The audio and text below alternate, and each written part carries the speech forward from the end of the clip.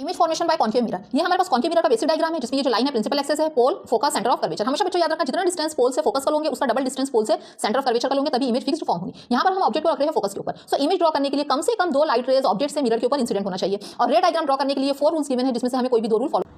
सो यहाँ पे फर्स्ट हमने ले लिया कि लाइट रेज जो ऑब्जेक्ट से मिरर के ऊपर आ रही है वो प्रिंसिपल एक्सेस के पैरेलल है। फर्स्ट रूल क्या है, लाइट रेज अगर प्रिंसिपल एक्सेस के पैरेलल होती है तो वो कहाँ से पास होती है, रिफ्लेक्टेड रेज फोकस से। तो यहाँ पर ये फोकस से पास हो गई। सेकंड हम ले लेते हैं कि जो लाइट रेज है वो सेंटर ऑफ कर्वेचर से मिरर के ऊपर आ रही है, इंसिडेंट हो रही है। सो थर्ड रूल क्या है, लाइट रेज अगर सेंटर ऑफ कर्वेचर से आ रही है तो रिफ्लेक्टेड रेज भी सेंटर ऑफ कर्वेचर से ही पास होंगी। So light rays centre of curvature से इंसिडेंट हुई तो रिफ्लेक्ट भी सेंटर ऑफ कर्वेचर से ही होंगी। अब अगर हम दोनों रेज को देखें तो दोनों रिफ्लेक्टेड रेज हमें क्या दिखाई दे रही है, पैरेलल दिखाई दे रही है, बट दोनों भी रेज एक इनफिनाइट डिस्टेंस पे जाकर एक दूसरे से इंटरसेक्ट करेंगी और वहीं पर इमेज फॉर्म होगी। जैसे कि हम यहाँ पे देख सकते हैं ऑब्जेक्ट को अगर हम फोकस पर रखते हैं O5 तो इसकी इमेज जो बनती है I5 वो इन्फिनिटी पर बनती है। पोजीशन ऑफ इमेज, इमेज कहाँ बन रही है, इन्फिनिटी के ऊपर। So at infinity size of image, image जो बनेगी वो वेरी लार्ज रहेंगी। Type of image, image mirror के सामने बन रही है इसलिए रियल है और उल्टी इमेज बनेगी इसलिए क्या रहेंगी, इन्वर्टेड।